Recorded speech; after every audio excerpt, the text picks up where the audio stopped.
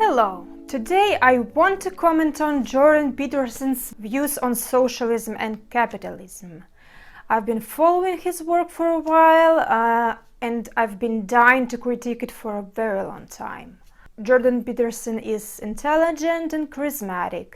He has a lot of very devoted followers. I happen to like some of his ideas. I agree with him on some issues. However, there are things that I strongly disagree with him on, which is why I'm making this video. For the record, I'm not a Marxist, although I find some of Marx's ideas valuable. I'm not ideologically possessed. I believe in a certain type of mixed economy. The term democratic socialism doesn't describe my views precisely, but it does it better than any other.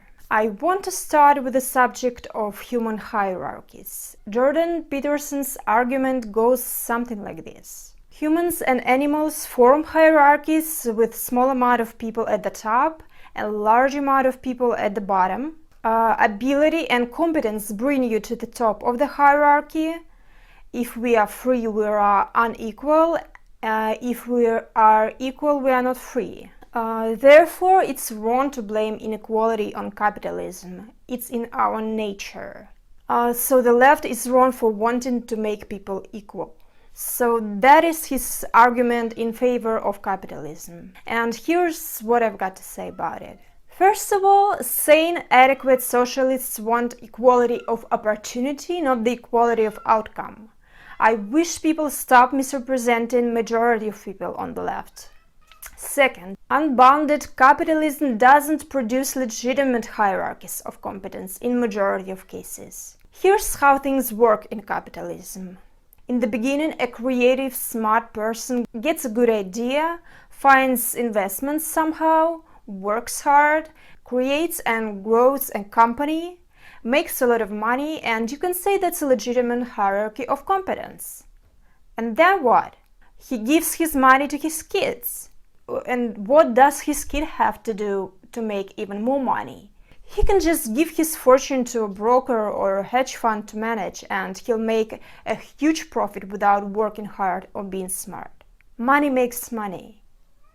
And it's much easier for such person to start their own business in comparison to people who weren't born into wealth, who didn't go to private schools, who are burdened with student loan debt and are afraid to leave their job because it means losing health insurance and so on. And as time goes on, the gap between rich and poor is only going to grow, and the situation is only going to worsen. And in this case, most of the time, we will observe the hierarchies of whose daddy got the most money, not the hierarchies of competence and ability. Also, there will be a lot of people at the bottom who work full-time and can't afford bare essentials. And what is the way to fix this situation, to create equality of opportunity and functional hierarchies, while maintaining productive and creative endeavor? Implementation of socialist policies like universal healthcare, free education, progressive taxation, right of first refusal for workers, maybe a co-determination law. Right of first refusal allows workers the right to buy out a company when the original owner decides to sell or liquidate the company, and create a worker co-op. A worker co-op created this way is a much better framework for producing a hierarchy of competence than a top-down capitalist company that is sold to a random person with money. All of these policies are already implemented in various countries. They do not lead to dictatorships and mass murder. Science says that these policies lead to increasing happiness and high number of entrepreneurs per capita. These are socialist policies. Jordan Peterson doesn't emphasize the distinction between Marxism and socialism in general nearly enough. The main ideas of Marx were eliminating bourgeoisie as a class and getting rid of private property through revolution. Socialist thought, however, has existed for centuries. It includes a wide variety of different policies, a lot of which do not go along with what Marx wrote. A lot of these policies are successfully implemented around the world and are absolutely essential to creating equal opportunity for people.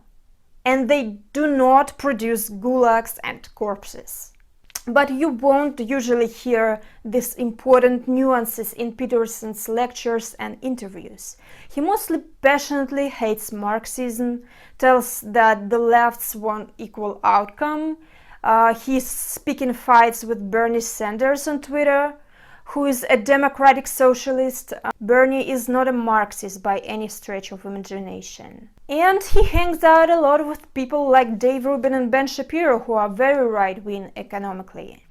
He sort of throws all the leftists into the same bin as Marx and calls them Marxist types. All of that creates an impression in the minds of his audience that all socialism is murderous and capitalism is great, and I find that to be deeply problematic. Unbounded capitalism leads to illegitimate, dysfunctional hierarchies, absence of equal opportunity, people working full-time not being able to afford bare essentials, concentration of resources in the hands of very few people, and that's bad enough, but that's not all. Unbounded capitalism and democracy tend to split up because big money usually finds its way to big power one way or another, and then they are going to set the rules that favor them with or without the knowledge of the public. Recent revelation that richest people in the world like Jeff Bezos and Elon Musk paid almost nothing in taxes is a perfect illustration of that. Lack of proper punishment for people who are responsible for 2008 financial crisis is another example of that. Big Pharma putting profits over people's lives and good health and getting away with it is another example of that. Another thing I want to mention today is the incoherence in Jordan Peterson's ideas. He often says that Jesus is an ideal man, the ultimate mentor. And Jesus Christ was a very compassionate guy. He literally told rich men to sell his possessions and give to the poor to enter the kingdom of heaven.